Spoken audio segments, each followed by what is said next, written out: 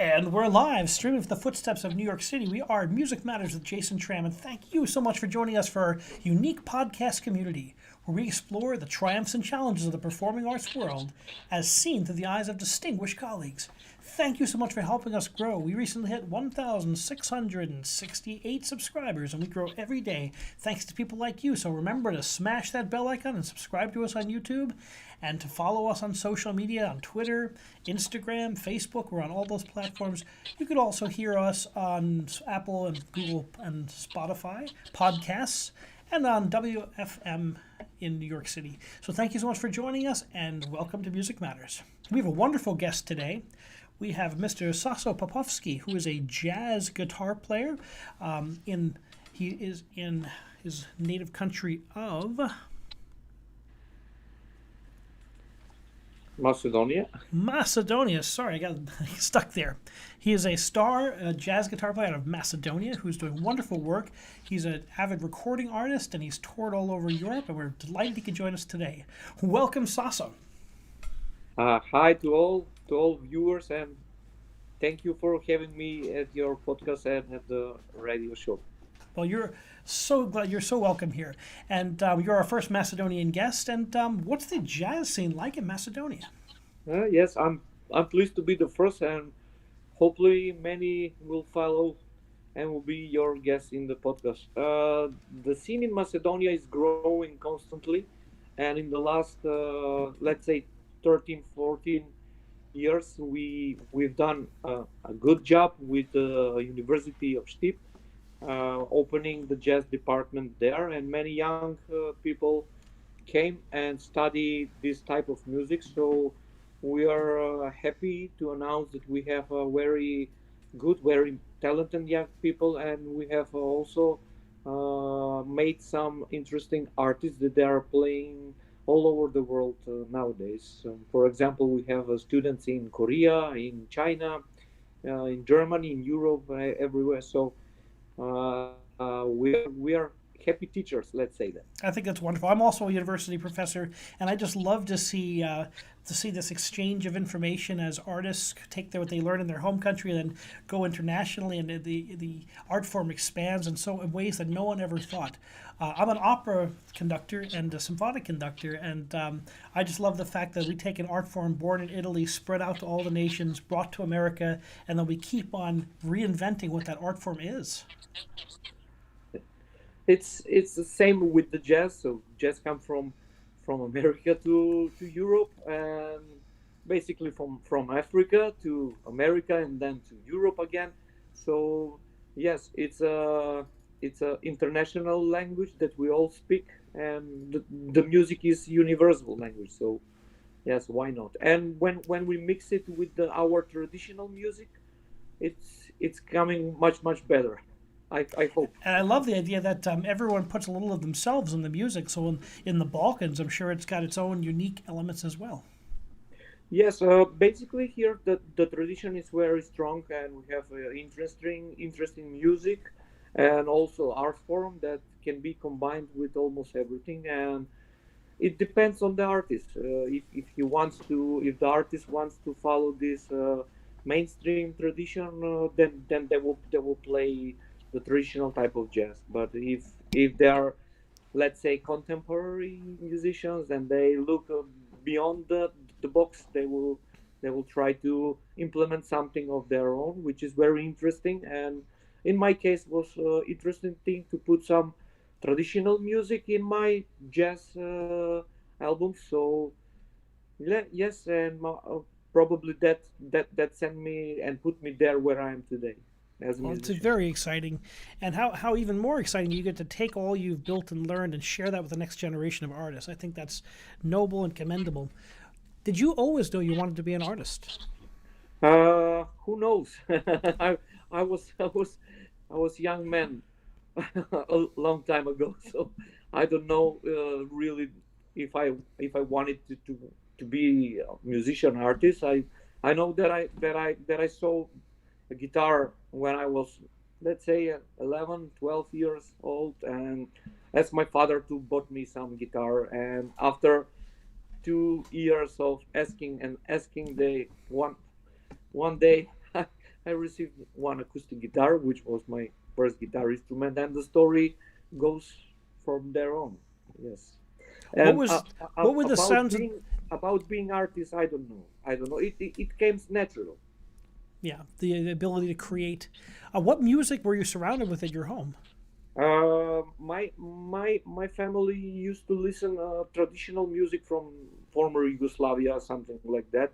But we also have the vinyls now. It's popular to say vinyl from European musicians. So I was exposed to former Yugoslavian music and European music. But wearing my first steps in the music as an artist was in the rock music. So Ah, in the late 1996, when I was becoming no young man, yes, of course, we had a one band and played here in Skopje for the rock festival, very popular those days, Skopje Rock Festival. So we won that. We were number one band for the 1996, I suppose, or 97, something like that. So we were like rock stars here in our country. But we're a small country, not that big rock stars for 1.5 million people. So that's the real number. And yes, I started with rock music. I have my own band with my friends from Bitola, and I really enjoyed that part of my musical journey, because it was naive, it was pure, it was only music and nothing else about but the music. And then in the beginning of the let's say late 90s, 99, 20, I began to play some blues licks. I really liked those days Stevie Ray Vaughan. I really liked him, but I could never play like him. I could never play like him. So he's a fantastic. So then I turned to see what other guitarists I can play. So then, firstly, I found Charlie Christian, and I got instantly involved, surrounded with the virus of jazz, instantly. Because when you see Kenny Burrell, when you see Barney Cassell, or Herb Ellis also as a blues jazz guitarist, I said, this is the interesting thing. I will try to do this. And when I started to play by ear, of course, no notes there, no internet then, no music available on paper. So you become to take the tunes by ear, try to imitate the trumpets on the guitar. Miles Davis, I played his solos every night.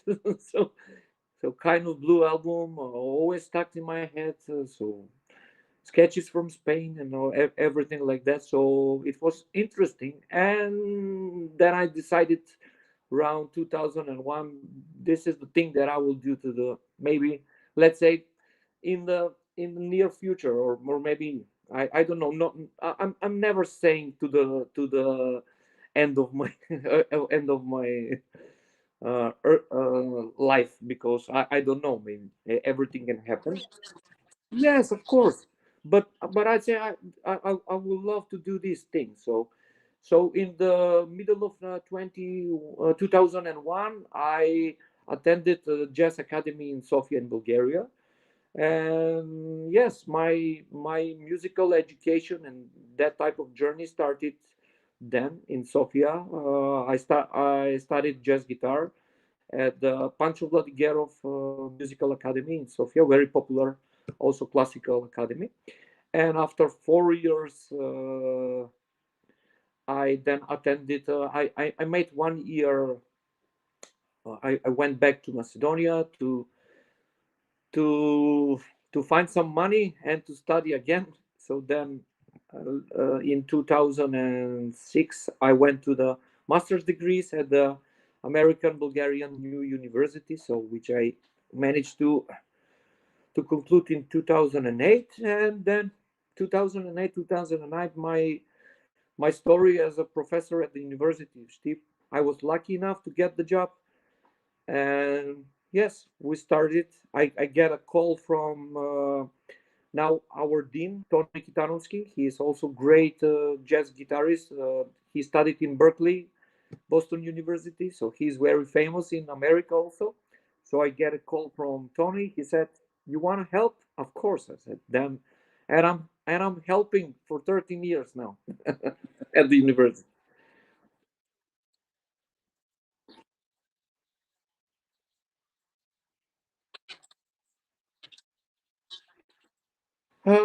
Let's say our story in Macedonia about jazz starts after the ending of the World War II. So the first uh, uh, the first name is Dragan Diakonovski Shpato. He made the big band of Macedonian popular music in the Skopje radio television. So those were the beginnings of the jazz in Macedonia, and that that that big band, big orchestra uh, was maybe 30, 40 years lived. And in the middle of the 90s, when we departed from Yugoslavia, in the beginning of the 90s, everything changed here in our country. No big bands, no traditional orchestras. So we have a big gap of let's say 10, maybe 12 years. And yes, we had musicians playing jazz at that time, but not as an institution. And nowadays we have a very good big band, which is a private big band. It's called Združenje of Jazz Musicians, or Community of Jazz Musicians here in Skopje.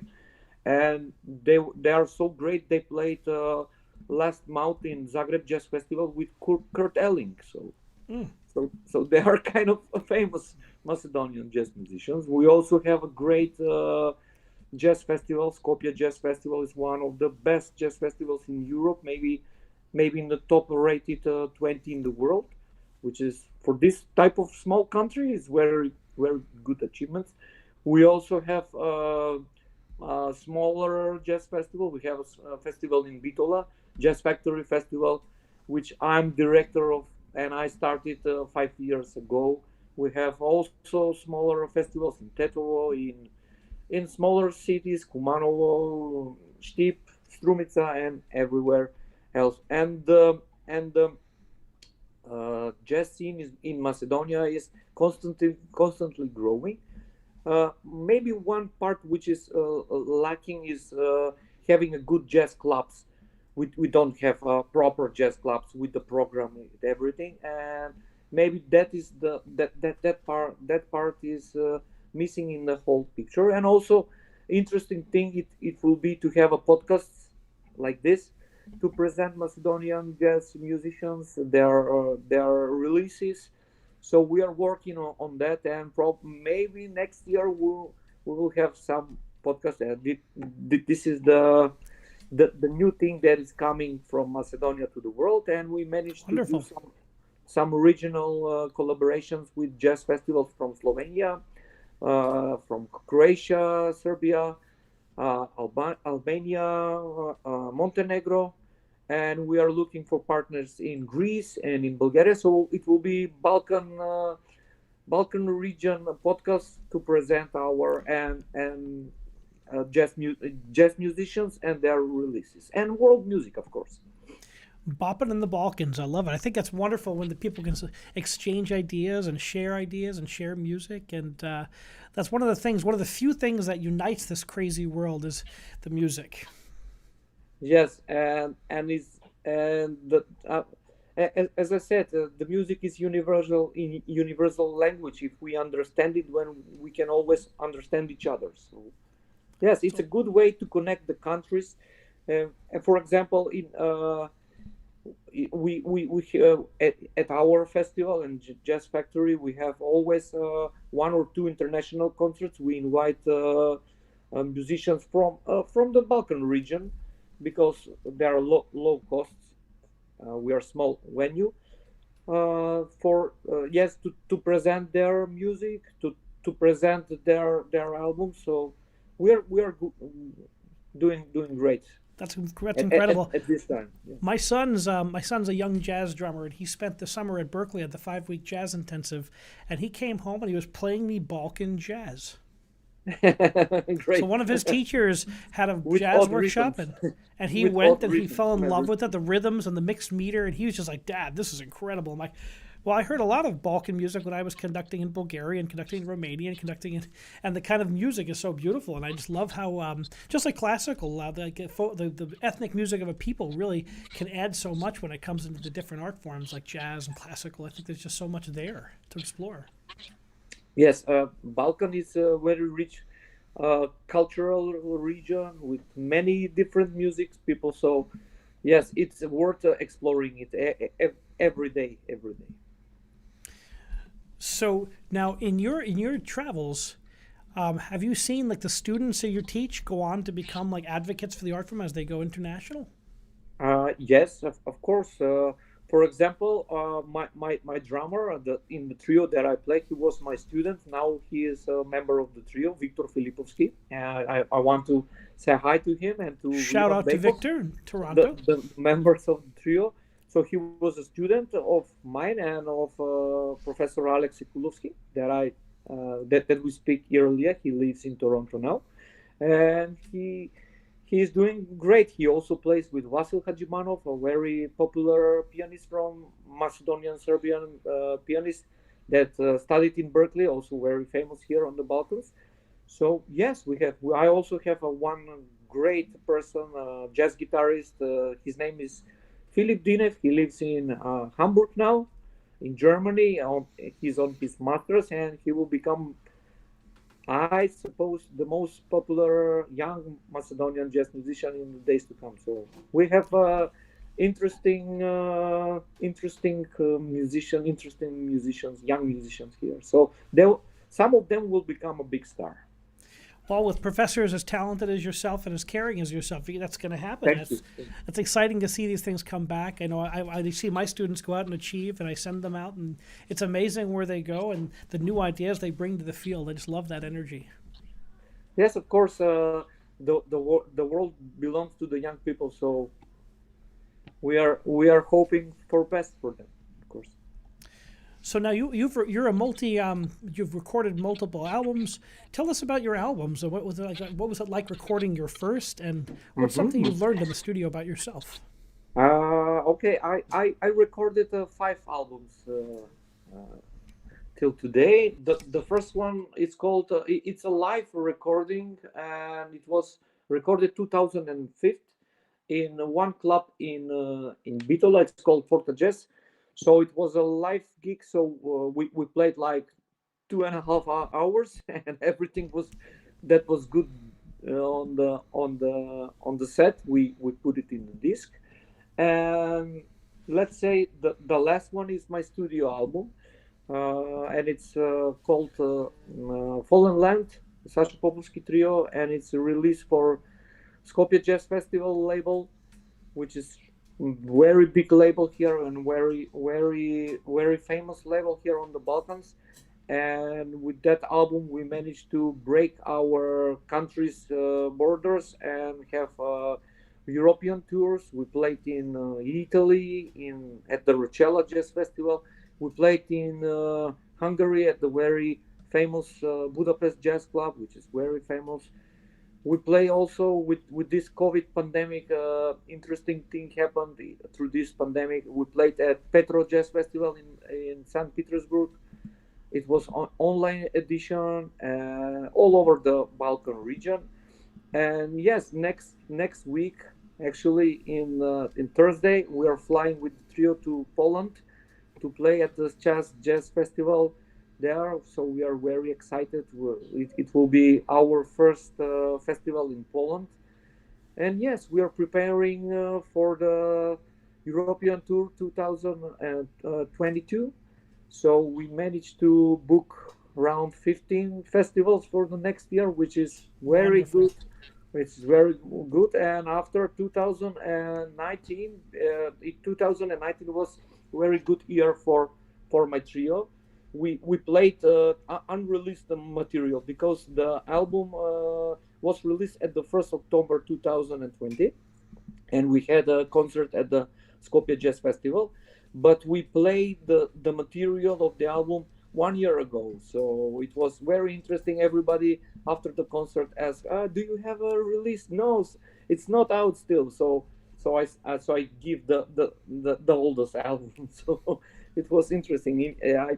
I remember in Italy playing. We have a two bis. So come back again, come back again. So and yes, the audience were asking about the material, and we still haven't released the material yet. But yes, now it's easier because we have the album, and when we travel, the audience can take the album if they like the music. Absolutely, they can bring that And home with them. they can also listen to the digital platforms, Spotify, Deezer, and it's everywhere. I heard your music first on Spotify, then I went on your YouTube channel and listened to it on YouTube. There's some live performances, like your Budapest reporting is mostly on your YouTube channel. That's a great place to hear it too. Thank you. Yes, that was in 2011, and we managed to do Macedonian Culture Days in Budapest. So it was poetry, painting, and music. And the part of the music I played at the Budapest Jazz Club. And I can tell you that next year, in some form of that, some form like that, we will be going to Switzerland and to do the Macedonian Culture Days in Switzerland. So we'll be playing maybe in some famous jazz clubs there. But let's see. Wonderful. What future will come. Great to hear the art's coming back and strong for people who are really hardworking and doing good work. What was COVID like in your country? And I know this is universal. We've had over 250 shows of Music Matters, and we've talked to 250 artists about their reaction to COVID and how they dealt with it. So tell us about how COVID was for you in your country. It was interesting. The COVID closed many doors. For example, I pushed my concert at New York at the Macedonian Cultural Center in New York. For 6 years, I applied at the Ministry of Culture, and when I finally get the concert for 2020, the COVID hit us, and I cannot play. I cannot see the New York, but I'll be back. Well, I look forward to hearing you in New York. I live right outside of New York. I look forward to hearing you in New York. Yes, thank you. And that was one of the bad stories of the COVID. But the COVID thing opened a different story. So, for example, we managed to do live shows for live stream shows in the international festivals in Russia, in Serbia. So I spent I had a lot of free time to explore the possibilities of managing, of touring, of how to book a show, I actually went to some how we say tutorials and live conversations with the professionals, and also to the conference. A lot of jazz conferences were free in the period of COVID, so I attend in jazz, in something in Spain. I think I also was in Holland, and yes, learn from the best, learn from the professional. It was a good time for building your career, also building an audience. I found my the channel is nearly 1,000 subscribers. I saw that, which is amazing for jazz and classical artists. Not easy to get those numbers up. I know, and we were speaking with my friend. He's also a booker, a manager, and he said, "Man, you have a lot of views on the YouTube. You have around 12,000 views for the jazz artist. It's kind of crazy." So yes, and my video at the Skopje Jazz Festival is constantly rising. I suppose around three and a half thousand views, which is for jazz, is pretty good. That's wonderful. Not for the mainstream music. Mainstream music. We are not. We hit 1,600 subscribers, and my youngest son told me, "Well, if we did cat videos, we'd have 1 million subscribers." Of course, or something with baby food, with something like that. But classical music and jazz is not as large an Yes, audience. But it's crazy world we are living, but yes, the art will find a way. Art yeah, will we find a way. pursue that art and you put it out there and you do your best. And I just love when I meet artists like yourself who are passionate about their work and diligent. And it's great that you were able to focus on your skills and learn new things. So now, as soon as things opened up, like I was back, I'm starting to get my concerts back, and I've been performing since the summer. And it's just great to see artists back on the stage again. Yes, it will be interesting for us. It will be new thing. Yes, we are playing here in Skopje. We have a great place. It's called Audio Cultura, and the guys Teoharov Audio, they built a hi-fi speakers and amplifiers. They are also passionate about their work, and we are doing every month a session. I'm a co-host there, and I play. Last time I played with my trio. So on 28, I will play with Tony Kitanovsky, the famous jazz guitar player here in Macedonia, and every month we're doing something. So we are on the stage, but for the limited number of people. So they can come around 20, 25 people, and it's going live stream from 28. It will be on live stream, and yes, but we the audience thing is always missing. So we are missing the stage, the people, the smiling faces and everything. Actually, I played at the Belgrade Jazz Festival this year. It was like off program before the Belgrade Jazz Festival started, and we played at a very famous place here in the former Yugoslavia. It's called Dom Omladine. You should check it out. It's a very famous place, and we played outside the street. So it was a chairs for around 70, 80 people, but it's the most frequent street in Belgrade. So we are playing on the street, and people coming and staying. They're waiting for the bus. They're staying. The bus crosses empty, and they're staying. So the people are hungry for art and for music. And so after this thing, this COVID, I suppose we will see a full places, full theaters and everything.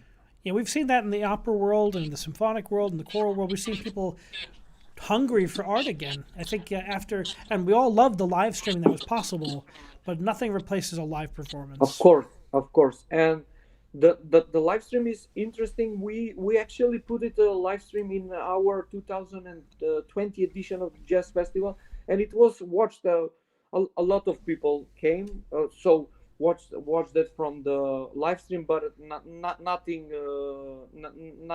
replaces the live feeling and with the audience. What's something you learned about yourself during the challenges we all faced during COVID?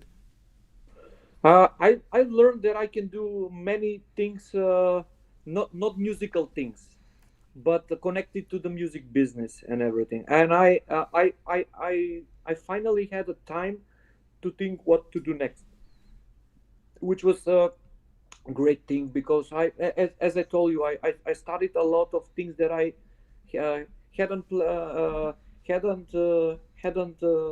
learned in the school, because here we are in the music school. We are not teaching music business. We are teaching only music and music. And when the kid is graduate, that they don't know what they can do with themselves. So if they can play only clubs or traditional music, traditional events, or they will become cab drivers. So it's hard.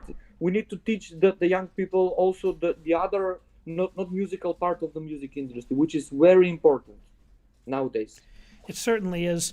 I think now more than ever, you have to be a self-motivator. You have to kind of book your own jobs. You've got to make your schedule and the organization that requires. I learned a lot of this because I do a lot of the opera world. I book my own orchestras now. I produce events when I sometimes. So you learn to be very flexible in this business.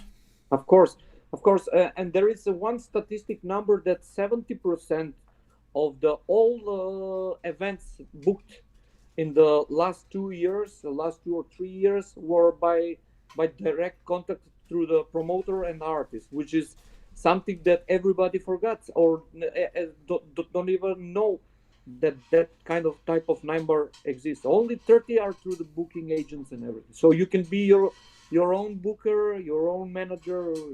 You can do your own tour, but everything is to the some point of some level. If you want to jump to the next level, then you need a proper manager and everything. So it all depends on the levels when we are in the stage at the present time. So if you're first, second, third, or Even at the Juilliard score, the Juilliard School is now offering music business courses, and that was never the case maybe 5 years ago. But I think now they're seeing that their graduates and even the conservatory graduates at the Juilliard School need that business experience, because even at their level, they're still having to do a lot of production and self-promotion, and it's still very, very important. of course, there is also one statistic number that every day on Spotify there are 60,000 uploads of music every day. So Wow. how can you manage that? How can you need to do your self promotion, or you're going down, or you never wake up, of course. So I hear this all the time in the classical music, and I hear it all the time in rock and roll music. People say that rock and roll is dead, or that classical music is dying. Or what do you think's the next chapter for jazz? Uh, I don't know. Who knows? Maybe it will develop in some area that we are not still we cannot still think, or it will be going back to the traditions. I don't know. In the especially in the jazz, the tradition is very strong. So it will always have something to do with the roots, with I suppose with Ornette Coleman, something like that, because all the modern, let's say modern style connected to jazz, it's from that era 55, 56, Ornette Coleman. And if we declare that type of music as jazz, which is not that good, the music is music, and maybe it will have roots with Ornette, or even with the tradition, African tradition, I suppose. I love how it's constantly being reinvigorated by new cultures, new people, new performers. I think that's what keeps it fresh. I know in Western classical music, we're seeing a strong entrance of Eastern music from multiple cultures is kind of reinvigorating it and giving it new life. And I think that's exciting. I just love to see new voices and new faces as they enter this kind of. It makes the tradition so much more rich. Yes, maybe one of the not explored regions in Europe is Balkan. So maybe we need some type of label as Norwegian style, like ECM, that they have that sound coming from Norway, Germany, that part. So maybe we need some type of label, or promoters that are promoting this Balkan type of, let's say, ECM type. So it will be different. It will be more bloodier with the positive blood. And I don't know. Maybe here on the Balkans is the next new thing in jazz. Who knows? Well, I thought that was so interesting that my son came home from Berkeley with a recording, and he was playing me some of these artists. I'm like, I've never heard this before. This is really interesting stuff, and I just love the way that this kind of interchange. There's also an explosion of Balkan choral music. I'm a choral director at the university, and I've seen some really great choral music emerging from the Balkan regions too. So it's I think that's just we're constantly discovering on that journey of discovery. And I just love discovering new music. Yes, here in Croatia they have a great tradition of choral playing. So they call it klape in Croatian. So, but yes, they have a big tradition. Here we have in Macedonia, the roots of the music is interesting instrument. It's called zurla. You have never heard about that. It's like a wooden trumpet, and the drum, the tapan. It's called traditional tapan.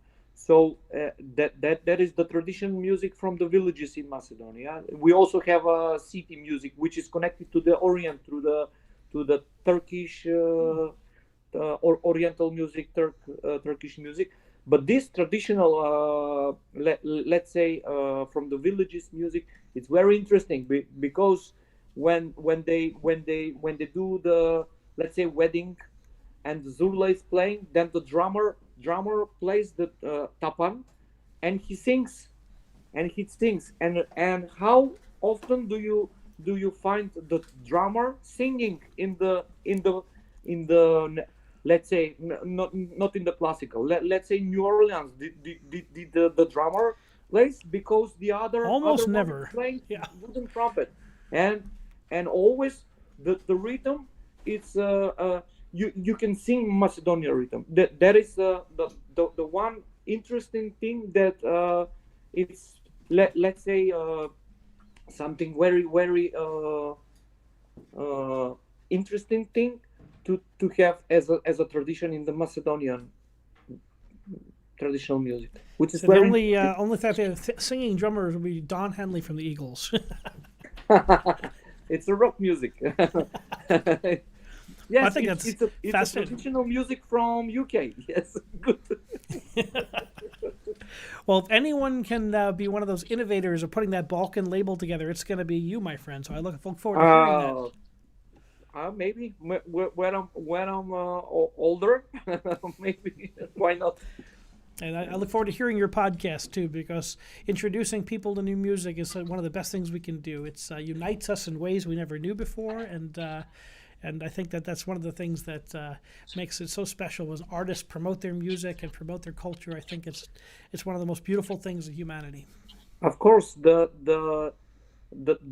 modern time give us all the opportunities, so we need to grab them as more as we can, and do ourselves, our promotion of the musicians, of course. How can we find out more about you for the listeners on the show?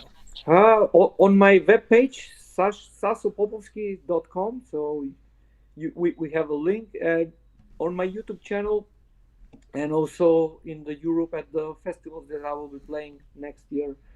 And yes, we are preparing a new album. We had one session done with my trio plus a very famous French viola player. His name is Olivier Samolian. And uh, 2 weeks from the 2 weeks, I wrote one new composition that I really like. So my friend Irena Dimolska will sing something. It will be first time for me to have a singer in that album. So the album is coming maybe next year, or let's say we will see if the promotion of Fallen Land goes well, and we have and if we can manage to book some shows in 2023, maybe I will release that new album in 23. And if not, it will be in 22. So I'm not hurrying, because this COVID thing stop us for 2 years. So we need to do the proper promotion of the Fallen Land, which I think is it's it's a honest piece of music. Put it there. So I suppose it needs to be more played on the festivals and the clubs. But the new album is coming. Yes, I wrote it around 15 compositions. So Well, we will find something interesting. Maybe 7, 8, or 9 compositions. So it will be all okay. very exciting, and it's great to hear you're busy and excited. We can't wait to hear what comes next. When you come to New York, you let me know, and I definitely want to go see you I play. suppose. As if hopefully it won't if take 6 years to plan. yes, if I push it for 6 years from now, maybe I will come in New York in 2030, something like that. So I'll still be yes, here, God willing. I hope I hope we'll be still here. Yes. Well, thank you so much for joining us on Music Matters, and continued success as your music makes the way around Europe and the world. So thank you, Jason, for having me at your podcast, and best wishes to all your listeners, viewers, and I hope and I wish you to have many more edition of this wonderful podcast. And yes, maybe you will invite more Balkan jazz musicians in the next edition. Send them my way. Thank you for joining us on Music Matters with Jason Tramm. Please remember to subscribe to us on YouTube and smash that bell icon for the most up-to-date information on our upcoming guests and topics. We love it when you like and share our videos. It helps our community grow, both here in the United States and across the world. So thank you so much for joining us, and remember, keep music alive.